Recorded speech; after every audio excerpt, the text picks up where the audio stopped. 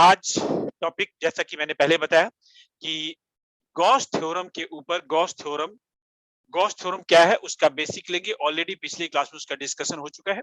तो Gauss theorem क्या है, उस चीज का एक मैथमेटिकली स्टेटमेंट जो है वो ये है कि गॉस थ्योरम इलेक्ट्रिक फ्लक्स और इलेक्ट्रिक फील्ड को डिटरमाइन करता है, उसको निकालने का एक मेथड है गॉस थ्योरम। अब गॉस थ्योरम को अप्लाई करके आप किसी भी सिमेट्रिकल सरफेस के ऊपर जिसके ऊपर चार्ज डिस्ट्रीब्यूटेड है उसकी इलेक्ट्रिक फील्ड आप निकाल सकते हैं। तो उसकी इलेक्ट्रिक फील्ड जो निकालेंगे, इलेक्ट्रिक फील्ड का normal formula E equal to K Q upon R square, जो ऑलरेडी आप पहले पढ़ चुके हैं, वो फॉर्मूला आप लोग को आपको आता है electric field K Q upon R square. But वो फॉर्मूला से थोड़ा सा डिफरेंट फॉर्मूला यहाँ पे गॉस थ्योरम के ऊपर लगने वाला है। वो फॉर्मूला और वो स्टेटमेंट क्या है?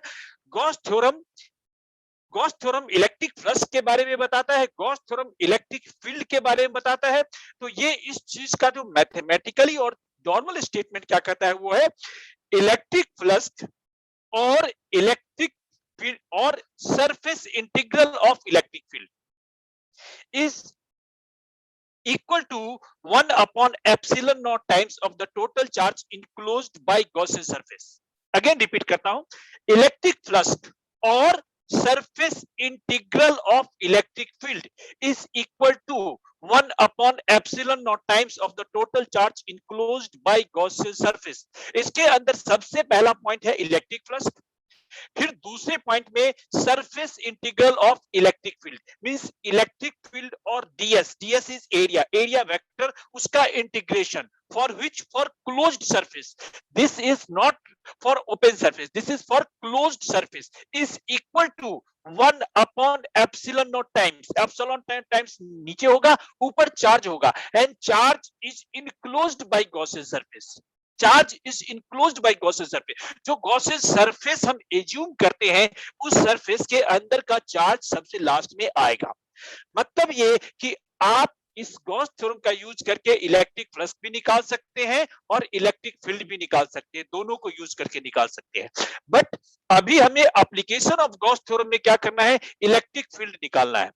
अब इलेक्ट्रिक फील्ड जो निकालेंगे तो इलेक्ट्रिक फील्ड डिफरेंट शेप के ऑब्जेक्ट के ऊपर हम इलेक्ट्रिक फील्ड निकालते हैं। जैसे electric field due to charged conducting sphere, मैंने यहां वर्ड क्यों चार्ज है ऊपर, कंडक्टिंग स्फीयर है शेप और कंडक्टिंग है, मतलब स्फीयर के ऊपर अगर कंडक्टर है तो कंडक्टर के ऊपर चार्ज जो है यूनिफॉर्मली डिस्ट्रीब्यूटेड होता है। तो अगर वहां पे चार्ज डेंसिटी की बात होगी तो वहां सरफेस चार्ज डेंसिटी सिग्मा की बात होगी। तो सिग्मा जो सरफेस चार्ज डेंसिटी होता है वो चार्ज अपॉन एरिया होता है। लेकिन उसी क्वेश्चन में आ गया दूसरा application, electric field due to linear charge conductor, electric field due to linear charge conductor. तो यहां भी चार्ज डिस्ट्रीब्यूशन है बट वो लेंथ के रूप में है। तो लेंथ के रूप में जो चार्ज डेंसिटी आता है लेंथ के रूप में, उसको हम यहाँ पे लेमडा कहते हैं, lambda is charge upon length. और एक होता है वॉल्यूम चार्ज डेंसिटी। तो आपको यहाँ पे तीनों चीज को समझ लेना है कि किस टाइप की चार्ज डेंसिटी है जो डिफरेंट ऑब्जेक्ट के लिए यूज होगा। तो तीन टाइप की चार्ज डेंसिटी आपको याद रखना है। एक लीनियर चार्ज डेंसिटी, क्या है लीनियर चार्ज डेंसिटी, ये चार्ज अपॉन लेंथ होता है Q बाई एल। यहाँ पे Q by L, Q lambda equal to Q by L, charge upon length होगा। इस फॉर्मूले का यूज करेंगे। जिस टाइप से आप डेंसिटी पढ़ते हैं तो डेंसिटी का नॉर्मल डेंसिटी होता है मास अपॉन वॉल्यूम, बट ये चार्ज जो डेंसिटी होता है वो थ्री टाइप्स की चार्ज डेंसिटी होता है। अगर कोई ऐसा ऑब्जेक्ट हो जो लीनियर हो, बहुत थीन हो, बहुत पतला हो, बहुत पतली तार हो, उसके ऊपर चार्ज है, तो वहां पे linear charge density lambda use करेंगे। वहां पे लीनियर चार्ज डेंसिटी निकालने का फॉर्मूला होता है total charge upon total length, वो लीनियर चार्ज डेंसिटी होगा। अगर कोई बहुत पतली थीन शीट्स है, जैसे कि पेपर ले लो, पेपर तो कंडक्टर नहीं, कोई कंडक्टिंग सब्सटेंस ले लो, बहुत पतली, तो आयरन की बिल्कुल पतली सी शीट है, तो आयरन की पतली शीट है, वो मेटल है, कंडक्टर है, उसके ऊपर चार्ज है, तो वहां पे जो डेंसिटी होगी चार्ज अपॉन एरिया हो जाएगा, चार्ज अपॉन एरिया, वहां पे हम सिग्मा यूज कर देते हैं। फिर अगर कोई सॉलिड ऑब्जेक्ट है, जैसे सॉलिड कंडक्टिंग स्फीयर है या नॉन कंडक्टिंग स्फीयर है, तो सॉलिड नॉन कंडक्टिंग स्फीयर है जहां पे चार्ज उसके अंदर भी है बाहर भी है, सिर्फ सरफेस के ऊपर चार्ज नहीं हो, उसके अंदर भी हो चार्ज हो, तो वहां पे चार्ज जो है पूरे वॉल्यूम में स्प्रेड किया हुआ है, तो वहां पे हम वॉल्यूम चार्ज डेंसिटी लेंगे और वॉल्यूम चार्ज डेंसिटी का फॉर्मूला यहाँ पे rho equal to Q by volume charge density को आप यहाँ पे रो अपॉन वॉल्यूम कर देंगे, यहाँ पे ये तो इसको चार्ज अपॉन वॉल्यूम कर देना है। अब मैं इसके एप्लीकेशन के ऊपर आगे बढ़ता हूं। एप्लीकेशन को आगे ध्यान से देखिए। अब ये गॉस थ्योरम को एक बार जो गॉस थ्योरम का स्टेटमेंट है जो हमें बार-बार बीच में जरूरत पड़ती है, इन चीजों को आप समझ लीजिए। वो कैसे होगा? गॉस थ्योरम में phi is electric flux. Gauss theorem में phi is electric flux. Phi जो इलेक्ट्रिक फ्लक्स है वो ई डॉट डीएस के बराबर है। ये डॉट प्रोडक्ट है, इलेक्ट्रिक फील्ड और एरिया वेक्टर का डॉट प्रोडक्ट है, एंड यहाँ पे इंटीग्रेशन का साइन है। ये इंटीग्रेशन होगा। इंटीग्रेशन में क्या होगा? हमने डीएस एक स्मॉल एरिया लिया है, इंटीग्रेशन करके पूरी एरिया को ले लेंगे आप, पूरी एरिया को ले लेंगे। इवन जो डीएस आप लेते हैं ई डॉट डीएस, ये डॉट प्रोडक्ट है, तो आपको क्या करना है? यहाँ पे ईडीएस कॉस थीटा लगा देंगे, जिसपे इलेक्ट्रिक फील्ड और एरिया वेक्टर के बीच का जो एंगल है जो भी होगा थीटा 90 जीरो, वो एंगल पुट होगा क्योंकि डॉट प्रोडक्ट है। तो डॉट प्रोडक्ट में ई डीएस कॉस थीटा यूज करेंगे एक। दूसरा जो इंटीग्रेशन है, तो इंटीग्रेशन से डीएस छोटा एरिया लेंगे, फिर उसको इंटीग्रेशन करके फुल एरिया ले लेंगे जो भी उसकी रेडियस है, और उसके बाद क्या है? Q by epsilon not. यहाँ पे इसके बाद देखेंगे Q by epsilon, but Q के लिए कंडीशन क्या दिया हुआ है? Charge, Q is charge, which charge inside the Gaussian surface, charge inside the Gaussian surface. Gaussian surface क्या है? दोबारा समझ लीजिए। गॉसियन सरफेस एक एज्यूम सरफेस है। गॉसियन सरफेस एक एज्यूम सरफेस है जहां पे आपको इलेक्ट्रिक फील्ड निकालनी होती है। जिस डिस्टेंस पे आपको इलेक्ट्रिक फील्ड निकालनी होती है वो गॉसियन सरफेस है। ये आपको याद रख लेना है। अब मैं इस टॉपिक के ऊपर और आगे बढ़ता हूं। इसमें से कोई ऐसी चीजें डाउट है, कुछ ऐसी चीजें है, तो आप यहाँ पे हमसे चीजों को पूछ सकते हैं। तो अभी आपने यहाँ पे क्या देखा है कि इलेक्ट्रिक फील्ड, हमने जो इसका एप्लीकेशन करना है, electric field due to conducting charge sphere. एक वर्ड हमने यूज किया, कंडक्टिंग चार्ज स्फीयर। आप समझिए, कंडक्टिंग वर्ड जो हमने यूज कर दिया, तो कंडक्टिंग का मीनिंग यहाँ पे इस चीज से है कि वो कंडक्टर है। कंडक्टर की कुछ प्रॉपर्टी होती है, उस प्रॉपर्टी को याद रखना जरूरी है। When we are talking about the conducting, in the properties of conducting is that if there is any extra charge within or within the conducting substance, charge must go outside or on the surface of conductor. So charge will be always on the surface of conductor. No charge will exist within the surface of conductor. So keep in mind, charge will exist always on the surface of conductor. There will be no charge inside a conductor. So in that case, what should be, if we take this sphere of radius r and O is the center and A is the point on the sphere. In this case, all the charge, all the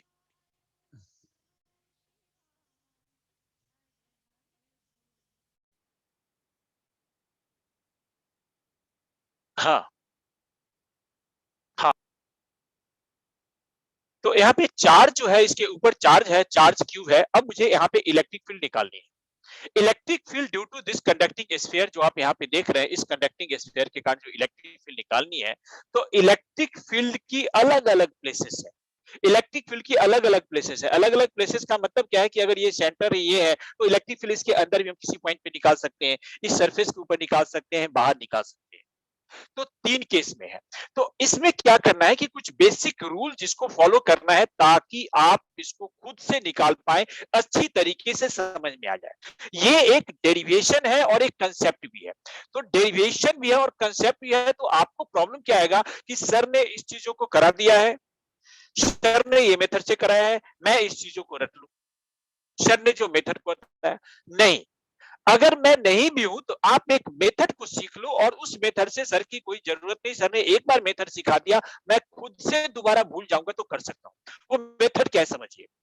method ये है कि सबसे पहले you have to choose a point where you want to find electric field due to this conducting charge sphere. आपको वो point choose करना है जहां पे आपको इलेक्ट्रिक फील्ड इस कंडक्टिंग स्फीयर के कारण निकालना है। तो वो पॉइंट कहां पे है? अब वो point, it is arbitrary point. ये आप अपने पॉइंट से, अपने स्वेच्छा से, अपने मर्जी से चूज कर सकते हैं कौन सी पॉइंट है। अब वो एक पॉइंट आपको चूज करना है। मैं आपके सामने वो पॉइंट चूज करूंगा। ऐसे तो 3 पॉइंट हम चूज करेंगे, लेकिन हम वो तीनों पॉइंट कैसे चूज करेंगे आपको बता रहे हैं। मान लो कि यहाँ पे फिगर में देखो, वो सेंटर है, आपका मन होता है तो आप इसके बीच में कोई भी पॉइंट ले लो। मैंने कि मान लो यहाँ पे एक पॉइंट ले लिया, मैं एक एक पॉइंट करके लेके बताता हूँ, मेथड बता रहा हूँ। तो अगर आपने ये पॉइंट लिया तो you have to choose a symmetry, symmetrical surface. What is symmetrical surface? Suppose you have chosen a point P. Suppose you have chosen a point P, and which point P has certain distance from center of a sphere. That distance, let it x. Let it that distance x. So taken x as a radius, assume a symmetrical surface, symmetrical sphere,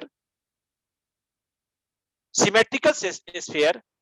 That radius is x because you have to take a symmetrical surface, and that symmetrical surface or assumed surface is called Gaussian surface, and the electric field you will derive at that point, the electric field will be same at every point at that assumed और symmetrical surface. उस point, उस surface के ऊपर जो आपने suppose किया है, वो कैसा सपोज किया है, आपने जो भी पॉइंट लिया उस पॉइंट की सेंटर से डिस्टेंस को मैंने x मान लिया, x रेडियस लिया, उस रेडियस x रेडियस सपोज करके एक सिमेट्रिकल स्फीयर आपने सपोज किया, और उस स्फीयर की रेडियस x करके एक सरफेस सपोज किया, उस सरफेस के हर एक पॉइंट पे इलेक्ट्रिक फील्ड सेम होगी। वहां पे आप जो फॉर्मूला लगाते हैं phi equal to E dot D S, तो ई उस सरफेस के किसी भी पॉइंट का इलेक्ट्रिक फील्ड है, एक ds आपने एक छोटा सा एरिया उसी सरफेस का जो आपने सपोज किया है, उसी सरफेस का एरिया ds है, और बाद में इंटीग्रेशन करेंगे तो उस पूरे सरफेस की एरिया को आप ले लेंगे। स्फीयर है, स्फीयर की एरिया 4 पाई एक्स स्क्वायर होगा यहाँ पे, तो E dot ds 4 pi x square equal to Q by epsilon not जो होगा, तो जो क्यू होगा वो जो आपने सरफेस सपोज किया उसके अंदर का चार्ज क्यू को लेना है, बाहर का कोई भी चार्ज नहीं लेना है, बाहर का कोई भी चार्ज नहीं लेना। जो भी सरफेस आपने सपोज किया उसके अंदर का चार्ज लेना है, उसके अंदर का ही चार्ज लेना है, बाहर का नहीं लेना है। वो सरफेस चाहे छोटा हो बड़ा हो, इस बात से कोई मतलब नहीं रखता।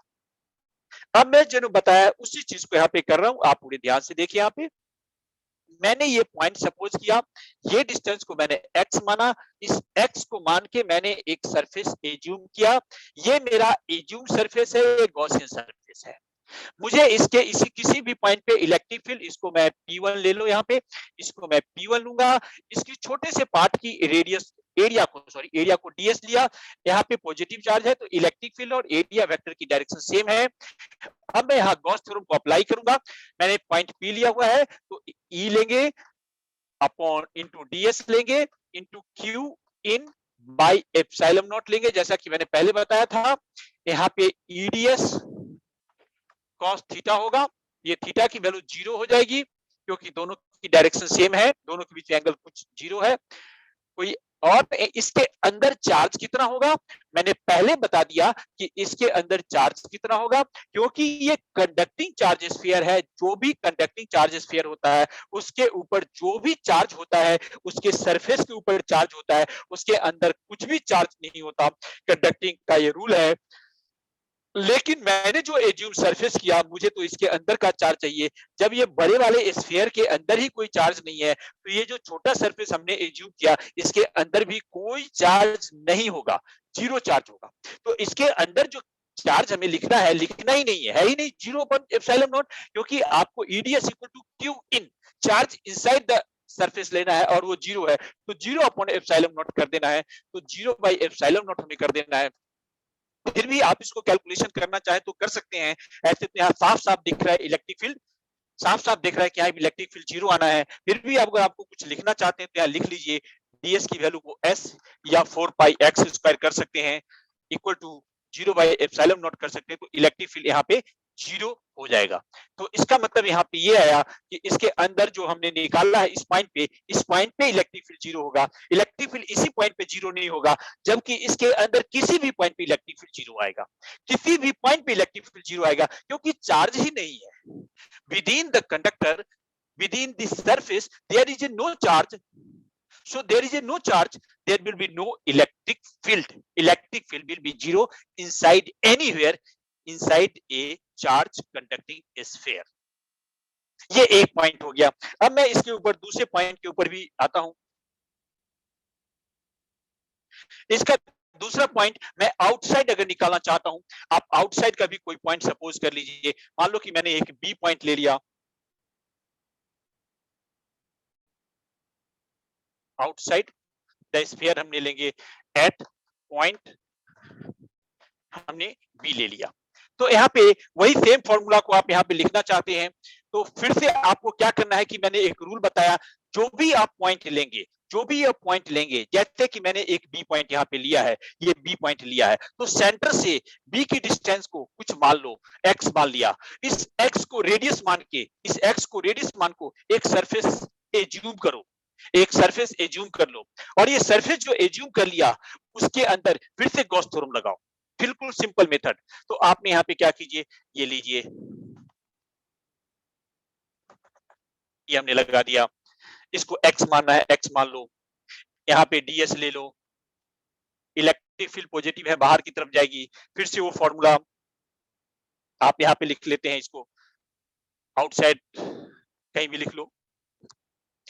तो आपको यहाँ पे क्या मिलता है, E dot ds integration q in by epsilon not, E ds cos 0 होगा, यहाँ भी cos 0 इंटीग्रेशन इक्वल टू, देखिए इक्वल टू के ऊपर क्या आ जाएगा, जो भी चार्ज है Q, वो पूरा का पूरा चार्ज Q इसके ऊपर है, इस सरफेस के ऊपर, ऑरिजिनल सरफेस के ऊपर पूरा का पूरा चार्ज Q है, और पूरा का पूरा चार्ज Q है, और ये बड़ा वाला जो स्फीयर है वो इसी के अंदर आ गया। तो बड़े वाले स्फीयर के अंदर का टोटल चार्ज लेना है और उसके अंदर का चार्ज Q है, तो यहाँ पे Q हमें यूज करना पड़ेगा। तो मैं equal to Q by epsilon not use करूंगा। ये cos 0 यहाँ फिर भी 1 हो जाएगा, तो E लेंगे और ds का एरिया ले लेंगे आप 4 pi x square equal to Q by epsilon not ले लेंगे, तो E इक्वल टू हमारे पास यहाँ आ जाएगा Q by 4 pi epsilon naught x square, ये फॉर्मूला हमारे पास आ जाएगा।